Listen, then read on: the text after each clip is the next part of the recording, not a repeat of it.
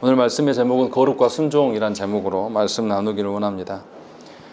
우리가 교독하셔서 아시겠지만 레위기 20장의 말씀은 레위기 18장과 19장에 했던 말씀이 다시 반복되고 있습니다. 순수만 약간 바뀐 것이고요. 내용은 거의 똑같습니다. 그렇다면 왜 하나님께서 이것을 다시 반복하시는가? 이제 이것에 대한 의미를 이제 우리가 살펴야 되겠죠. 18장과 19장에서의 그 언급과 20장에서 언급이 약간 내용은 같은데요. 그 표현하는 방법에서 약간 차이가 있습니다.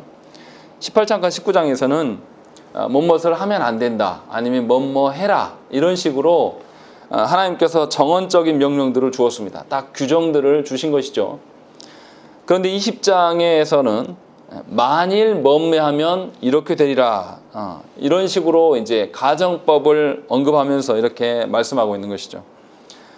그리고 또 20장에서는 이렇게 가정법을 이야기하면서 그 결과의 처리 방식이 뭐냐면 거의 사형입니다. 예외가 없어요. 그냥 다 죽여라 라는 이야기들을 이제 말씀하신다는 것이죠. 그러니까 18장과 19장에서 했던 이야기들을 다시 20장에서 가져와서 이것을 어길 시에 반드시 죽일 것이다 하고 강력한 처벌을 이야기하시는 것이죠. 이 말이 뭡니까? 자녀들에게 무언가를 가르칠 때를 생각해 보면 아주 쉽습니다. 처음에 한번 이렇게 해라 라고 처음에 경고한 것과 그 다음에 한번 본보기를 보여주면서 강력하게 처벌할 것들을 제시함, 이것이 뭐냐면 부모가 자녀를 향하여서 아끼면서 이 자녀가 그 명령 안에 살기를 원하기 때문에 강력한 이야기를 할 수밖에 없다는 것이죠. 그런 의미로 지금 20장에서 다시 되풀이되고 있음을 저와 여러분들이 아셔야 된다는 것이죠. 그러니까 하나님께서 그냥 이유 없이, 아니면은 이 말씀을 쓰는 저자들이 생각 없이 반복적으로 적는 것이 아니라 하나님이 얼마나 우리들의 그 거룩의 문제들에서 깊이 관여하고 계시는가를 우리가 살펴야 된다는 것이죠.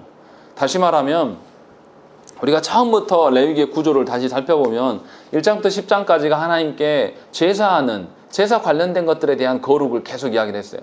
그리고 11장부터 지금 20장까지 계속 무슨 이야기 합니까? 제사 이외에 일상생활에서의 정결의 문제들부터 시작해서 우리 몸의 정결함, 거룩함에 대한 이야기들, 또 그리고 공동체를 이뤄감에 있어서 가정과 또 공동체 안에서의 그 거룩함들, 이런 것들을 계속 하나님 이야기하시면서 하나님 앞에서 살아가는 존재들이기 때문에 하나님의 기준에 부합한 자들이어야 된다라는 것을 계속 반복해서 이야기를 하고 계신다는 것이죠. 그러니까 하나님께서 우리를 그냥 예배 시간에 잠깐 만나는 그런 정도로 생각하지 않는다는 거죠. 결혼과 그 연애하는 거하고 무슨 차이입니까? 연애는 자기 피곤하면 안 만나면 돼요. 그래서 남남일 수 있습니다. 필요하면 남남의 시간들을 가지면 됩니다. 근데 결혼은 어떻죠? 결혼은 그런 관계가 아니에요. 항상 좋을 때만 붙어서 하는 게 아닙니다. 결혼은 언약 관계예요. 그래서 좋거나 싫거나 어렵거나 괴롭거나 모들 때 함께 살아가는 것입니다. 하나님께서 우리와 연애하고 싶은 것이 아니라 하나님께서 우리와 함께 살기를 원하신다. 이것을 우리가 알아야 된다는 것이죠. 그래서 하나님께서 분명하게 이렇게 이것을 지켜서 거룩을 유지해라, 그렇지 않으면 사형이다, 이렇게까지 강력히 말씀하신 거죠. 부부간에도 그렇지 않습니까? 부부간에서도 아무리 사랑을 해도요, 용납이 안 되는 게 있습니다. 어떤 식의 용납이 안 되는 거냐면 배우자가 자기의 뜻대로 하고 싶어서 용납이 안 된 그런 게 아니고요, 그 배우자의 약함이라든지 아니면 그 배우자의 지향성이 있을 거 아니에요. 인생에서 우리 가정은 이런 모양으로 됐으면 좋겠다라는 어떤 룰이 있을 겁니다. 이것에서 상대 배우자가 이것에 이제 결혼에 살면서 알아가고 동의가 돼요. 동의가 되면서 맞춰가는 것이 가정이에요. 자기 하고 싶은 대로 살아가는 그런 것이 가정이 아니라. 그래서 그 배우자의 어떠함을 알면 우리가 그것을 존중해주고, 그것으로 인하여서 부부가 하나 되어가는 모습들이 보여줬을 때 자녀들이 뭘 배웁니까? 뭔가 사람 됨됨이와 어떤 사람끼리의 관계성을 이뤄갈 때 어떤 룰과 규칙을 알게 되는 거예요. 그냥 잘해주기만 해서 좋아하는 그런 관계가 아니라 사람다움이 뭔지를 알게 되고, 사람과의 대화를 통해서 이 마음을 맞춰가는 사람들이 어떻게 삶으로서 한 마음으로 힘써갈 수 있는가를 부부관계 속에서 볼 수가 있는 것이죠. 하나님께서 그래서 가정을 주셨던 것이고, 그 근거로 말미암아 가정에서 하나님을 볼 수 있도록 하기 위해서 10계명에서 부모 공경에 대한 이야기를 하고 있는 겁니다. 그러니까 우리가 세상적인 생각으로 말하는 그 가정의 기준들은 이거하고 상관이 없어요. 그냥 둘이 좋아서 살면 되는 구조로 세상은 이야기를 해요. 그러나 가정이 그런 개념이 아닙니다. 하나님께서 분명히 그런 원리로 주셨기 때문에 우리 가정 안에서 두 부부가 한 마음을 이뤄가고 뭔가 하나님 앞에서 동일한 우리의 사명들을 쫓아가고 이것들을 세워져 가는 것이 우리 안에 있어야 되는 것이죠. 그러니까 그것을 지금 하나님 앞에서 말씀을 배우면서 이것들을 이미 성도된 자들이라면 교회에서 배우고 있는 것이죠. 하나님의 말씀을 통해서 가르쳐주는 거예요. 이스라엘 공동체 가운데 이러한 규율들을 주시는 거예요. 이게 마지노선이다. 이것을 지키지 않을 때는 반드시 너희는 공동체 가운데서 쫓겨남을 당할 것이다. 죽인다 라고 말씀하시는 것이죠. 부부간에서 절대 안 되는 선이 있어요. 저와 저 아내가 살아갈 때도 서로의 약함으로 인하여서 절대 안 되는 부분이 또 있는 것이고, 또 가정을 이뤄가면서 하나님 앞에서 어떤 가정의 모습으로 이끌어갔으면 좋겠다라고 하는 부분이 또 있기 때문에 그것을 지켜주려고 하는 이제 그런 방식으로 서로를 보는, 그러니까 하나님께서 당신의 백성들에게 우리가 한 가정을 이루어 살기 위해서는 이 정도는 지켜야 된다라는 것들을 이야기하시기 때문에 사형에 대한 언급들을 하고 있는 거예요. 그러니까 사형에 대한 것들을 이야기하면서 잔인하고 무서운 하나님이다 이렇게 보는 것은 사실 어리석은 것입니다. 하나님의 그 상대자의 배우자의 어떠함을 잘 알면요, 그 배우자가 극도로 싫어하는 일들은 안 하게 됩니다. 사랑하니까 안 하는 거예요. 무서워서 안 하는 개념이 아니라. 그러니까 하나님께서 20장에서 다시금 강력하게 그 사형의 문제까지 언급하면서 다시 이 이야기를 꺼내는 이유는 뭐냐면, 하나님 앞에서 살아감의 마지노선, 그리고 하나님 앞에서의 거룩의 문제가 얼마나 중요한가, 이것을 이야기를 하고 있는 것입니다. 그래서 이 하나님의 그 마음과 하나님이 어떠한 분이신가, 하나님께서 어떤 것을 지향하고 계시고 하나님께서 절대 불가하게 막으시는 선이 어디까지인가를 우리가 살피는 방식으로 봐야지, 그것이 아니고 우리 입장에서 이것들을 이제 하나님 너무 잔인하다라고 보는 것은 사실 이제 어리석다라는 것이죠. 그래서 하나님께서는 성도의 우리 개개인의 거룩의 문제를 우리한테 맡겨두신 게 아니라 어떻게 합니까? 직접 관여하시고 직접적인 처벌을 제시하심으로 인하여서 거룩의 문제에 관여하시고 함께 하시기를 원하신다는 것이죠. 부부지간에도 그렇지 않습니까? 부부지간에 어떻게 해요? 제 몸뚱이가 제 겁니까? 아니죠. 아내가 필요로 하면은 무거운 짐 들어달라고 하면 가서 도와야 되고, 또 아내가 때로로 필요하면 아이들 뭐 해달라고 하면 해줘야 되는 것이고, 이것이 싫어서 결혼을 못한 사람이면 그게 멍청한 거죠. 이런 것처럼 하나님께서 지금 이 거룩의 문제에 대해서 굉장히 상세하게 이야기를 하시고, 그 거룩에 대한 부분들에 대해서 사형까지 언급하면서 말씀하시는 것은 하나님이 우리를 죄 가운데 두기를 엄청 싫어하시고, 또 하나님께서 처음에 사람에게 주셨던 명령들을 잘 생각을 해봐야 돼요. 하나님의 기준들이 이 피조세계에 가득하도록 충만하도록 다스려라 라고 하나님이 말씀하셨단 말이죠. 그러면 인간이 다스리려고 하면 먼저 뭘 경험해야 되는 것이죠? 다스림을 받아보는 경험이 있어야 돼요. 그 다스림에 받아보는 경험으로서 하나님께서 주시는 거죠. 그래서 우리가 어떻게 합니까? 피조세계를 다스려갈 때 우리의 기준대로 어떻게 해요? 피조물들을, 어떤 동물은 잡아먹고 어떤 동물은 내 새끼 하면서 품에서 키우고, 이 기준들 누가 정하는 거죠? 그냥 사람이 정하는 거예요. 그런데 이 기준이 하나님을 떠나게 되면 이제 완전히 이상한 구조로 바뀌는 거죠. 그런 방식으로 지금 하나님께서 우리에게 말씀하고 계신다는 거죠. 그래서 20장의 말씀이 하나님의 그 마음과 하나님의 그 심중을 더 살필 수 있는 것이죠. 거룩에 대해서 하나님께서 얼마나 애타하시는가, 거룩의 문제로 인하여서 우리를 얼마나 살피시는가를 이제 분명히 알 수 있다는 것이죠. 24절에도 보면 뭐라고 나왔냐면, 24절 읽겠습니다. 24절입니다. 시작. 내가 전에 너희에게 이르기를 너희가 그들의 땅을 기업으로 받을 것이라. 내가 그 땅 곧 정거와 꿀이 흐르는 땅을 너희에게 주어 유업을 삼게 하리라 하였노라. 나는 너희를 만민 중에서 구별한 너희의 하나님 여호와이니라. 예, 24절에서 무슨 이야기 하냐면, 하나님께서 너희를 택해서 너희에게 줄 거룩한 언약의 땅이 있다. 그리고 그 언약의 땅에서는 이런 방식으로 살아야 되는 것이다 라고 하면서 소망의 방식으로 지금 땅에 대한 이야기를 합니다. 그런데 18장에서는 이렇게 말씀하지 않으세요. 18장에서는 뭐라고 하냐면, 사람이 타락하게 되면 그 땅이 타락하게 되고 그 땅이 타락하게 되었을 때에 그 땅이 너희를 토해낼 것이다. 이런 방식으로 부정적인 방식으로 18장에서는 분명히 기록을 합니다. 그런데 20장에 넘어와서는 땅에 대한 약속의 말씀을 주시면서 이 땅이 하나님께서 택한 자들에게 주신 귀한 땅이다. 그 땅 안에서 사람이 죽어나가는 것을 보이지 말라라는 이런 뉘앙스로 말씀하시는 거죠. 그러니까 하나님께서 지금 사망에 대한 것들, 사형 선고를 계속 하시는 것은 뭐냐면 잔인한 하나님의 마음으로 보이시는 게 아니라 내가 특별히 택한 너희들에게 구별된 땅이 지금 이 약속의 땅이다. 그리고 너희는 거기서 살 것이다. 라는 것에 대한 이야기를 하고 계시기 때문에 하나님이 얼마나 이 거룩의 문제에 대해서 깊이 관여하기를 원하시는가, 이것을 우리가 볼 수가 있는 것이죠.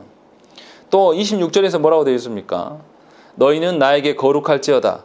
이는 나 여호와가 거룩하고 내가 또 너희를 나의 소유로 삼으려고 너희를 만민 중에서 구별하였음이니라 라는 것이죠. 누가 거룩해 하셨다라는 것이죠? 하나님께서 거룩해 하셨다라는 거예요. 그러니까 거룩하라는 거예요.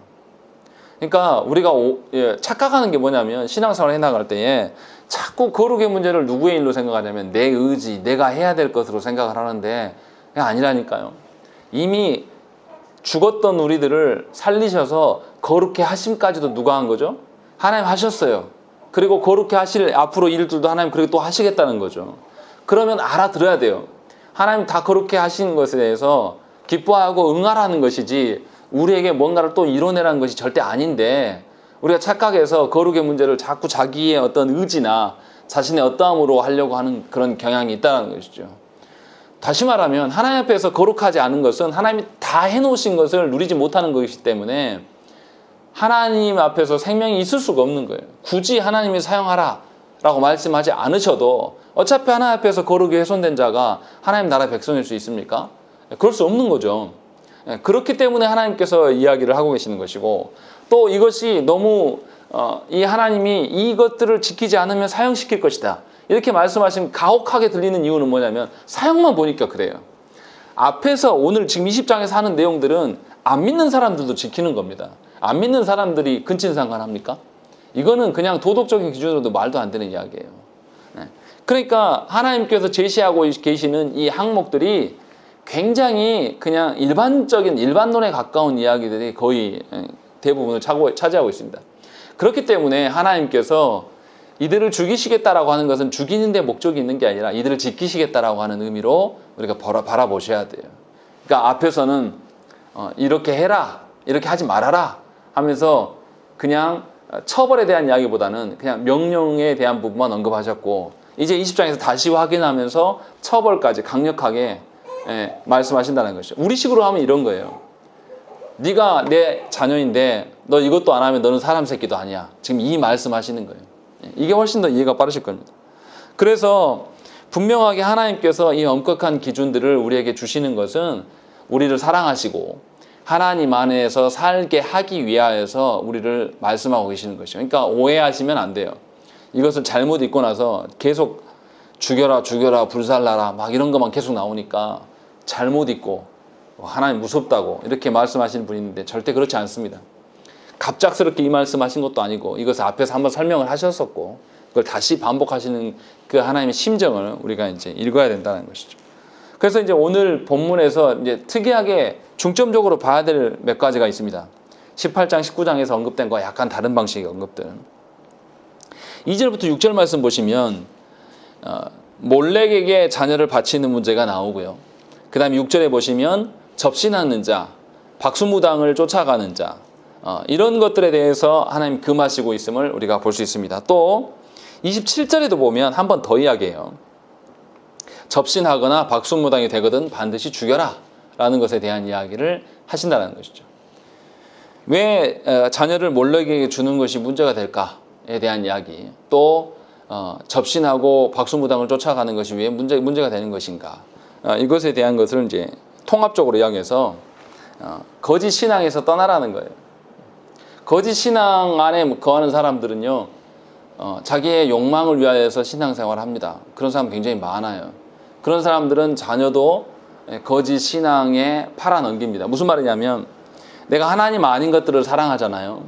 그것이 돈이거나 아니면 그것이 어떤 명예거나 이러면 자녀도 안 봐요. 그러니까 몰렉을 바치는 것은 뭐냐면 풍요를 위하여서 몰렉에게 자기 자녀를 불태운 거거든요. 근데 이것에 대해서 하나님께서 금하고 계신다라는 것이죠. 18장 21절에서는 뭐라고 표현하고 있냐면 자녀를 몰렉에게 주어 불로 통과하게 함 이렇게 표현하고 있고 20장에 와서는 실제로 자녀를 불 가운데로 내주는 몰렉에게 아예 바치는 것에 대한 이야기를 하고 있어요. 그러니까 여기서 우리가 피해 나가려고 하는 사람들이 있습니다. 어떤 식으로 생각하냐면 그냥 불 가운데 지나가게 하는 것만 한 거다. 죽인 게 아니고 그냥 그 흉내만 낸 거지 실제로 죽인 거 아니다라고 이렇게 핑계대는 사람이 있어요. 그런데 불 가운데 지나가게 한 것 자체가 누구를 신뢰함이죠? 거짓된 욕망의 신을 신뢰하고 있는 거예요. 그래서 하나님께서 굉장히 싫어하시는 거예요. 다시 말하면 우상 숭배하는 일에 대해서 자기 자녀들까지 동원하는 것이 우상 숭배자들의 태도예요. 그것에 대해서 하나님께서 금하고 계신다라는 것이죠. 다시 말하면 우리가 잘 기억하셔야 될 게 우리 자녀들을 내가 하나님의 자녀로 키울 것인지 세상의 자녀로 키우는 것인지는 그 사람의 신앙이 거짓 신앙인지 참 신앙인지 그냥 드러나는 거예요. 하나님께 네 자녀들을 던져버려야지. 하나님께 아예 우리 자녀가 아니라 하나님 자녀입니다라고 아예 하나님께 드렸어야 될 자녀들인데 계속 품 안에 안고 있으면서 뭐만 생각합니까?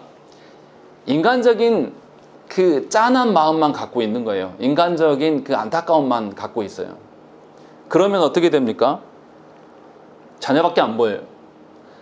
자녀가 눈물을 흘리고 울면 그 소리를 견디지 못합니다. 근데 그런 방식으로 사랑하는 것을 하나님께서 원하시는 것이 절대 아니에요. 하나님보다 더 사랑해요. 하나님께서 우리를 향하여서 눈물을 흘리시고 가슴 아파하시고 우심에 대해서 여러분들이 경험한 적이나 들어본 적 있으십니까? 이게 심각한 거예요. 자녀를 이미 몰렉에게 준 것과 다름이 없는 거예요. 자녀 여러분의 자녀 절대 아니고 하나님의 자녀예요. 그러니까 하나님께 이미 드렸어야 돼요. 그런데 하나님이 이 땅 가운데 위탁해 주셨을 때부터 이미 내 거예요. 절대 내 가슴 속에서 자녀 못 파가는 거죠. 그런 방식으로 사는 것 전체를 다 말씀하시는 것입니다.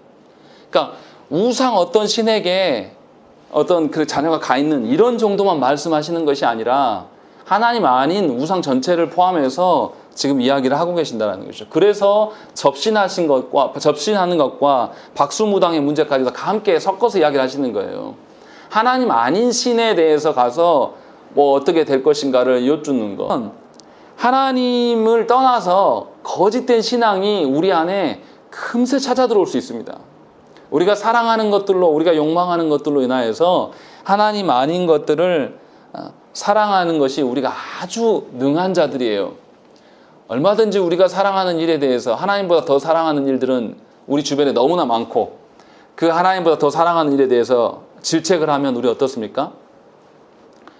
다 온갖 핑계를 댑니다. 그리고 이제 하다 안 되면 어떻게 해요? 이제 목사님은 뭐가 없어서 몰라봐서 안 해봐서 모른다. 경험적으로 이야기를 하는 것이죠. 그러나 만약에 그런 것이라면 하나님께서 왜 우리에게 말씀을 주시겠습니까? 왜 하나님께서 이 말씀을 하고 심지어 무슨 이야기 하겠습니까? 4절 보세요. 그가 그의 자식을 몰렉에게 주는 것을 그 지방 사람이 못 본 채 하고 그를 죽이지 아니하면 내가 그 사람과 그의 건속에게 진노하여 그와 그를 본받아 몰렉을 음란하게 섬기는 모든 사람을 그들의 백성 중에서 끊으리라 라고 말씀하시는 거죠. 몰렉에게 자녀 준 사람만 문제가 아니라 몰렉에게 자녀를 바치는 그 사람을 보고도 그 사람을 죽이지 않는 그 사람도 하나님 처벌하시겠다는 거예요. 무슨 말씀입니까? 하나님의 그 백성들 가운데 하나님 아닌 것들을 마음속에 품고 살아가는 그것을 신으로 섬기고 살아가는 모든 것들에 대해서 하나님이 철저하게 금하신다는 거예요. 아예 있어서는 안 돼요. 그래서 교회에서 당회에서 자녀의 교육에 대해서 가정의 교육에 대해서 관여하는 겁니다. 그런데 현대 그리스도인들은 성경적인 원리를 몰라서인지 교만한 것인지 모르겠지만 노터치입니다. 아예 못하게 해요. 그래서 하나님의 말씀으로 당회에서 자녀들의 영혼에 대한 어떤 것들에 대해서 권면하고 가르치는 것에 대해서 이것을 못마땅해 받아들이지 않는 가정들이 참 많아요. 절대 말씀을 줘도 실행하지 않습니다. 이것에 대해서 우리가 생각을 해봐야 돼요.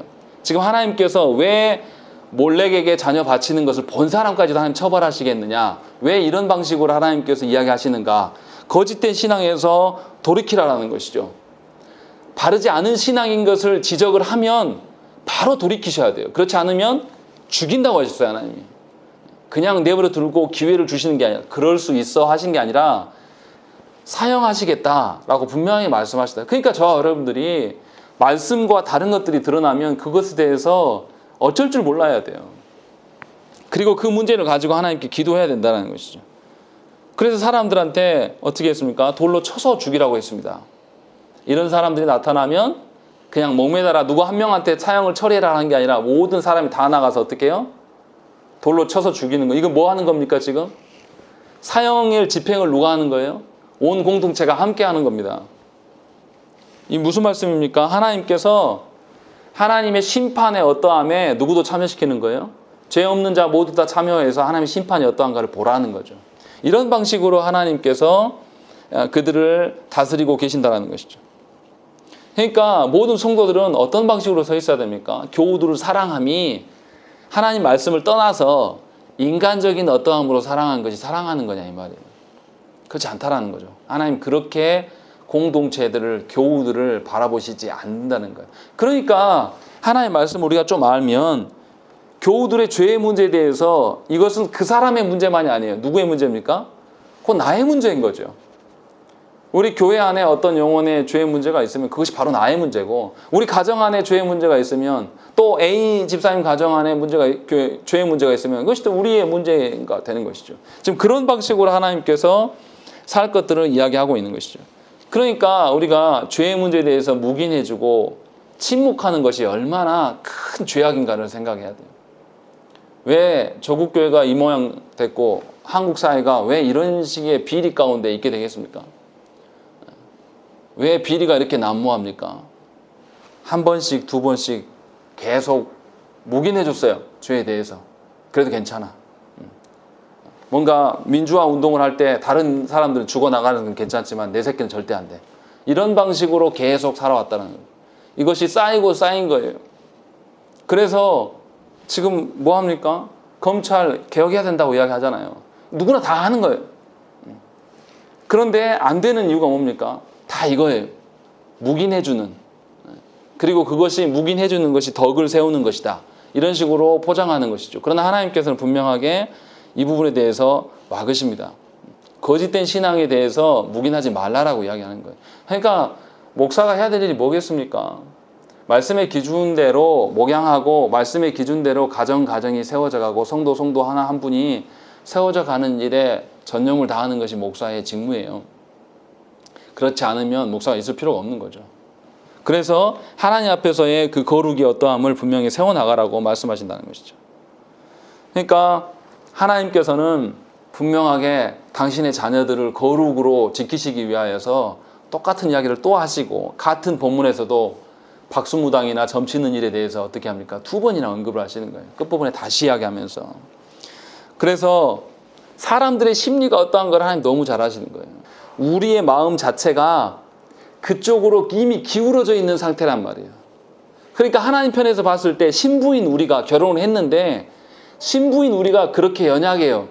그쪽으로 마음이 아예 굽어져 있단 말이에요. 그러면은 신랑이 어떻게 해야 됩니까? 이쪽으로 굽어져 있고 이쪽이 연약한 부분에서 어떻게 해요?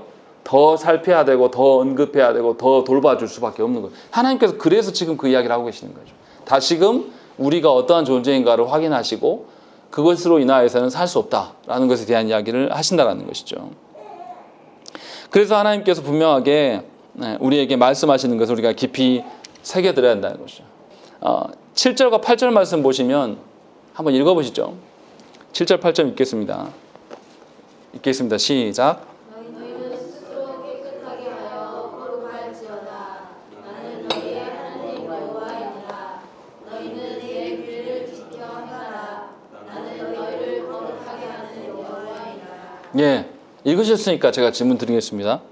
거룩의 문제를 신자의 책임으로 보십니까? 아니면 하나님의 책임으로 보십니까? 저 보지 마시고요. 7절 8절에 나와 있잖아요. 7절에 뭐라고 되어 있습니까? 너희는 스스로 깨끗하게 하여 거룩할지어다. 누구한테 하라는 거죠? 네, 스스로 신자한테 하라 그랬잖아요. 그럼 신자의 책임이잖아요. 근데 8절에 뭐라고 되어 있습니까? 나는 너희를 거룩하게 하는 여호와다. 네, 이건 하나님이 거룩하게 하신다고 그러잖아요. 이게 무슨 말일까요? 누구 책임입니까?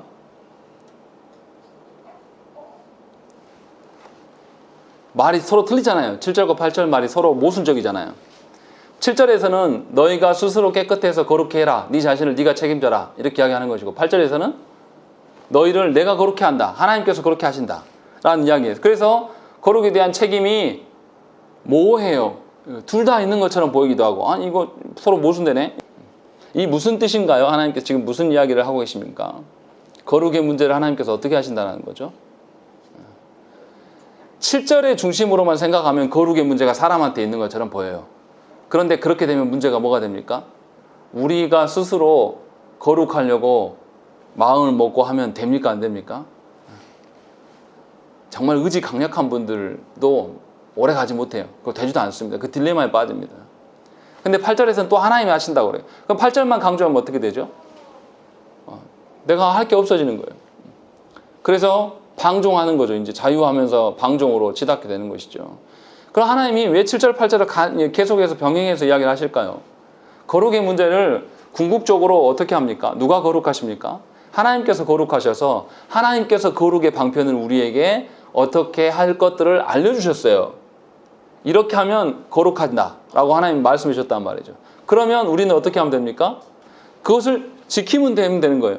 그렇다고 우리가 지켰기 때문에 거룩해지는 게 아니라 하나님이 다 이미 거룩하시기 때문에 거룩의 원천 되신 하나님께서 우리에게 거룩의 어떤 것을 우리에게 쏟아 놓으셨어요. 예를 들면 하나님께서 거룩의 어떠함을 이 동네에다가 부어놨어요. 그러놓고 우리한테 저 동네 가서 거룩을 먹어라 누려라 라고 이야기하면 우리는 어떻게 하면 됩니까?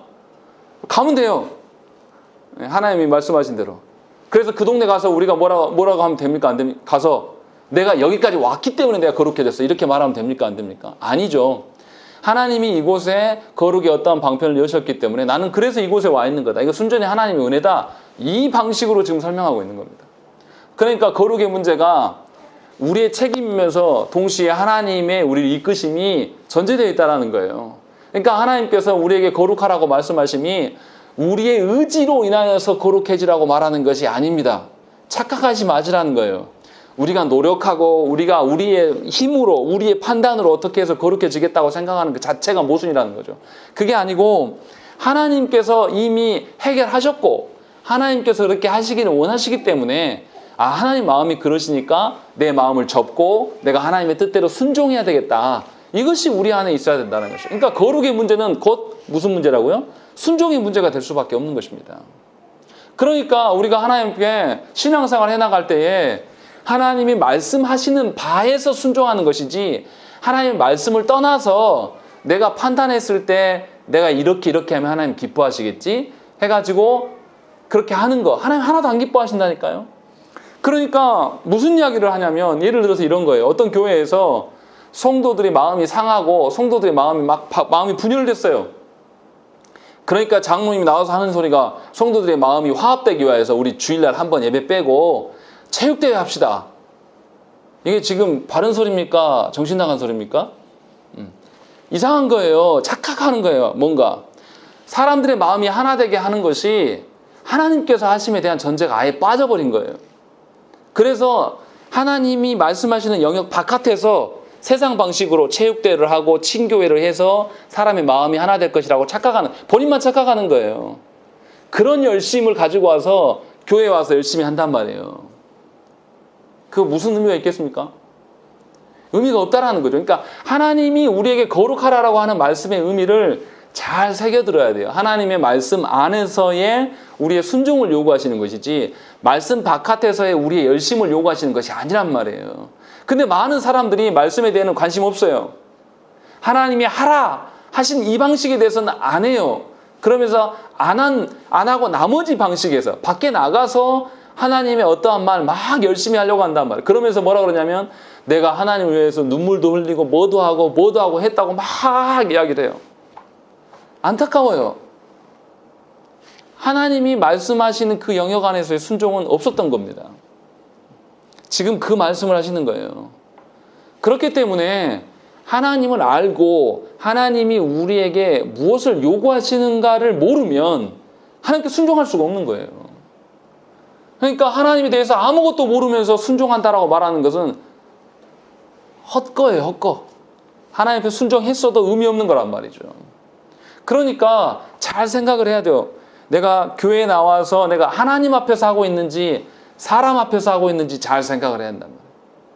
그러니까 계속 말씀을 가지고 기도하십시오라고 이야기를 해도 계속 자기 기도 제목 하는 것은 하나님 앞에 의미가 없는 거예요. 아무 쓸모가 없는 거예요. 그러니까 거룩이라는 것이 하나님의 말씀 앞에서의 순종임을 저와 여러분들이 분명히 아셔야 돼요. 말씀을 떠나서 무엇인가 내가 열심을 내고 내가 이렇게 하면 하나님이 기뻐하시겠지, 이런 방식 옳지 않다라는 거죠. 그래서 제가 여러분들한테 말씀드리는 거예요. 사람을 우리의 인맥으로 어떤 사람 내가 막 잘해줘가지고 우리 교회에다가 막 앉혀놓는다고 해서 그 사람이 하나님 자녀 되는 게 아니라는 거죠. 아무런 의미가 없다는 거죠. 그래서 하나님께서 7절과 8절을 같이 말씀하시는 거예요. 너희는 스스로 깨끗하게 하여서 하나님의 기준 앞에서 그 하나님 말씀 앞에서 순종함으로 말미암아 거룩함에 거하라. 그렇지만 궁극적으로 그렇게 하시는 분은 하나님이시다. 지금 그 이야기를 하고 있는 거죠. 그럼 우리가 뭐 해야 됩니까? 하나님이 말씀하시는 영역 안에서 늘 살아야 돼요. 하나님이 말씀하시는 것 안에서 우리의 소망을 노려야 한단 말이에요. 그러니까 여러분 자녀를 사랑하면 어떻게 사랑하라는 거예요? 하나님 주신 말씀으로 사랑하라는 것이지, 말씀을 떠나서 육적인 어떠한 마음으로 그 자녀에게 내가 뭘 못해줬고 뭘 못해줬기 때문에 미안해서 말 못한다. 이거는 말도 안 되는 이야기인 거예요. 자녀에게 가장 귀중한 복음을 주지 않으면서 그 자녀가 죄인이 복음을 듣는데 좋아할 죄인이 어디 있습니까? 자기의 죄가 다 드러나고 그 복음의 강력한 능력으로 인하여서 피하고 싶은 것이 모든 사람의 생리인데 그 복음을 듣고 기뻐하면서 순응할 그런 사람이 어디 있어요? 한 명도 그런 사람 없습니다. 복음을 전해보지도 않고 난 다음에 우리가 스스로 먼저 결정해버리는 거죠. 내가 이렇게 하면 저 자녀가 얼마나 괴로워할까? 내가 이렇게 하면 안 그래도 나한테 말 안 하는데 이렇게 하면 또 떠나지 않을까? 이것은 헛된 생각이라는 거죠. 그것에 속지 마시라는 거예요. 자꾸 거룩하라고 하나님 말씀하시는 것을 우리의 의지나 우리의 노력이나 우리의 어떤 그 행함으로 우리의 어떤 공로로 인하여서 이루어질 것이다라고 생각하는 것은 저와 여러분들의 큰 착각이라는 것입니다. 절대 하나님 그렇게 말씀하시지 않아요. 우리의 연약하고 의지 박약하고 우리의 판단력이 어리석음을 하나님 다 아셔요. 그래서 하나님께서 하나님의 말씀의 기준들을 우리에게 다 제시해 주시고 그 위에서 그냥 순종만 하면 된다고 말씀하시는 거죠. 이것도 안 하겠다는 건 뭡니까? 하나님 향해서 대적하겠다는 거죠. 나는 하나님 뜻대로 안 사는 사람입니다. 나는 하나님께서 주신 가정대로 살지 않겠습니다라고 결단한 것밖에 되지 않는 거예요. 그러니까 교회 안에 있으면서 하나님 주신 가정들을 다스려가면서 하나님의 말씀대로 다스려감이 얼마나 중요한 것입니까? 하나님의 말씀을 떠나서 가정을 이루어가는 것, 이거는 이미 거룩한 백성이 아니에요. 심각한 거죠. 그러니까 저와 여러분들이 이런 방식에서 자녀를 대하고 또 친인척들을 만날 때 잘 생각을 해보셔야 돼요. 정말 인간적으로 내가 사랑하는 것인지 아니면 하나님의 어떠함으로 사랑하는 것인지 분명하게 잘 구별하시라는 것이죠. 그리고 나서 9절부터 21절의 말씀은 이제 그 성관계에 대한 이야기들을 합니다. 그런데 그 성관계 대상들이 다 누구냐면 가족이나 친인척들이에요. 그래서 전부 다 그것에 대해서 금하고 그것을 행하는 자들은, 어기는 자들은 다 죽일 것이다 라는 이야기하고, 아니면 심한 경우는 불태워버리겠다, 불태워라 라고 하나님 말씀하시는 것이죠. 왜 이렇게 하십니까? 하나님께서 하나님이 세우신 가정을 지키시기 위한 최소한의 기준점이에요. 그래서 하나님께서 분명하게 하나님 주신 가정을 지키도록 하시기 위해서 이렇게 샘플로 말씀하고 계신다는 것이고, 그리고 이것은 18장에서 언급을 했기 때문에 넘어가겠습니다. 그리고 이제 22절부터 26절까지 하나님이 주신 거룩한 땅이 너희들 가운데 있다라고 하면서 소망의 말씀을 주시는 거예요. 우리가 완벽하게 거룩하지 못할지라도 하나님이 거룩의 방편을 제시하셨기 때문에 우리가 거기에 순종하면 됩니다. 그러면 하나님이 주신 그 거룩한 땅이 우리한테 있다라는 거죠. 다시 말하면 앞에서 말한 것처럼 거룩을 놓고 이야기했을 때 우리의 의지로 거룩을 이뤄가는 것이 아니라 하나님 우리를 택하셨기 때문에 우리가 거룩한 존재이다라는 것이 우리 안에 전제가 되면 하나님께서 주신 그 거룩한 땅을 소유하고 맛볼 수 있는 구조가 되는 거예요. 이것이 하나님의 놀라운 은혜라는 것이죠. 그러니까 약속의 땅, 하나님의 복이라는 것은 뭡니까? 하나님이 베푸신 말씀 안에서 살며 거기에서 순종하는 것, 이것 자체가 복이라는 거예요. 그러니까 우리가 헛된 이 가장 궁극적인 복을 빼놓고 다른 어떤 건강의 복이라든지 자녀 잘됨의 복 이렇게 말하는 것은 정말 이상한 거잖아요. 하나님이 가장 우리에게 사랑해 주신 복을 이미 예비하셨는데 이것을 제외한 다른 복을 이야기한다? 이것은 있을 수 없는 이야기입니다. 그래서 하나님께서 이런 것에 대한 거룩에 대한 이야기들을 쭉 하시고 그 다음에 마지막에 땅에 대한 거룩한 땅이 우리에게 주시는 선물이다 라는 것을 말씀하신다는 거죠. 그러니까 저와 여러분들이 어떻게 하라는 거죠. 하나님께서 그 땅에서 지금 이스라엘 백성들이 시내산에서 이 말씀 받고 있잖아요. 이스라엘 백성이 이제 어디 가야 됩니까? 그 가나안 땅을 향해 갈 거예요. 그리고 또 거기 가서 살 거란 말이에요. 그러니까 신자인 우리들이 이 말씀을 받을 때 어떻게 해야 됩니까? 그 거룩한 땅에서 누리고 살면 돼요. 젖과 꿀이 흐르는 그 땅 가운데 하나님 주시는 것들 복을 누리면서 사는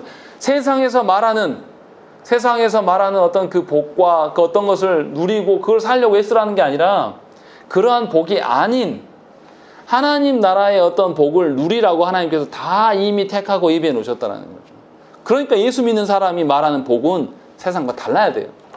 완전 다른 겁니다. 그렇게 복을 누릴 수 있는 것도 우리의 노력이나 우리의 열심이나 우리의 어떠함으로 하는 그런 이야기도 아닙니다. 분명히 하나님께서 어떻게 하심을 이야기하고 계신다는 것이죠. 더 쉽게 말씀드려볼까요? 우리는 자본주의 사회를 살고 있습니다. 자본주의 사회를 살고 있는데요. 성도들이 교회에 와서 찬양하고 기도하다가 하나님의 영광을 맛봤대요. 눈물 흘리면서 막 하나님께 너무 감사하다고 막 그런 분들이 있어요. 그런데 놀라운 것은 뭔지 아세요? 자본주의 사회에서 가장 뭐가 가치가 큽니까? 돈과 시간이겠죠. 시간도 돈으로 보니까. 그런데 성도들 중에서 자본주의에 익숙한 우리들이 하나님께 돈과 시간 드리는 것에 대해서는 아주 인색합니다. 하나님의 사랑과 은혜를 맛봤다고 했으면 우리의 시간이 하나님 앞에 아깝지가 않는 게 정상이에요. 누가 꼭 교회에 막 일부러 오세요. 왜 지난주에 빠졌습니까? 이렇게 오는 그런 방식이 아니라 하나님께 나와오는 거예요. 좋거든요. 근데 그게 아니고 그걸 못 누리니까 어떻게 해요? 예배 드리는 게 힘든 거예요. 그래서 한 번 빠지면 어떻게 합니까? 목사 눈치를 봐요.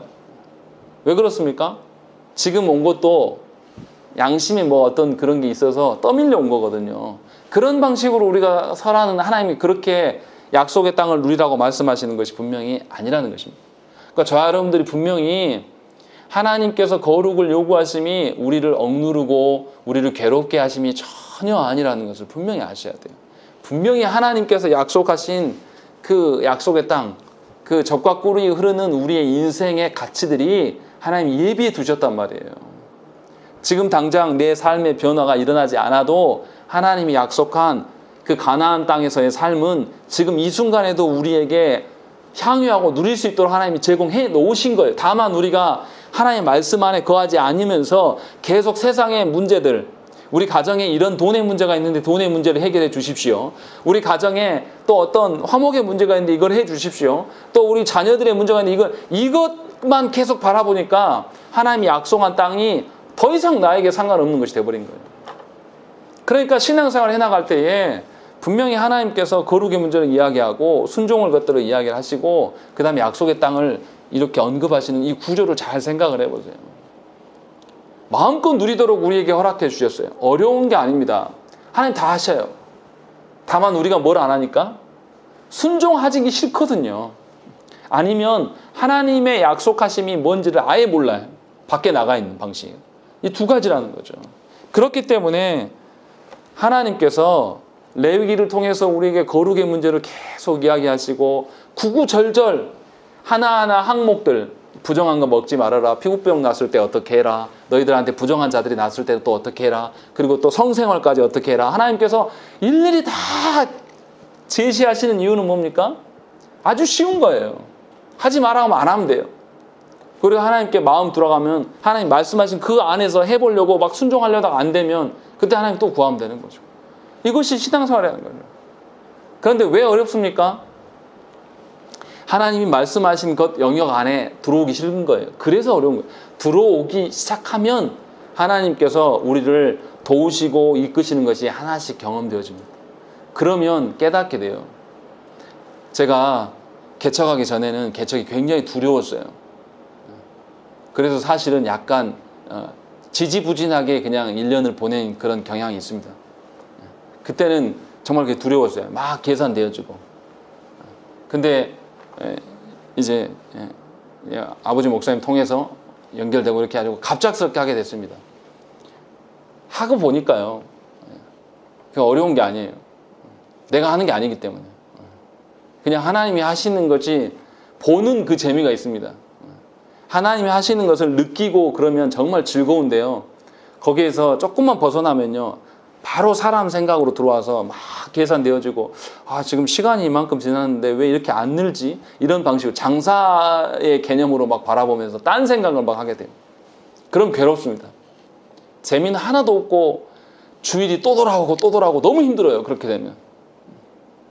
그런데 하나님의 일하심, 다 하나님 하신다라는 것에 대한 것들이 확실한 신뢰가 생기면 두렵지 않습니다. 그리고 하나님이 이게 개척하게 하심이 정말 은혜구나. 내가 이렇게 이 기회를 하나님 주시지 않았으면 나는 정말 못 깨달은 인간이었구나 라는 것을 깨닫게 해주셔서 감사해요. 죽었다 깨어나도 몰랐어요. 저는. 개척하신 분들이 왜 저희 동기 목사님이 3년 동안 개척했는데 한 사람도 왔다 간 사람이 없어가지고 우리 가니까 왜 우리를 붙잡고 울었는지가 그냥 고통스러워서만 운 줄 알았어요. 그때는. 근데 지나고 보니까 감사의 눈물도 섞여 있는 거더라고요. 그러니까 그런 방식으로 우리가 하나님께서 해야 돼요. 내가 생각했던 어떤 가치들에서 탈피해서 하나님이 말씀하시는 곳이 한치 눈앞도 보이지 않고 계산도 안 되지만 거기에다가 발을 들여놓는 것, 첫걸음 떼는 것이 어려운 것뿐이에요.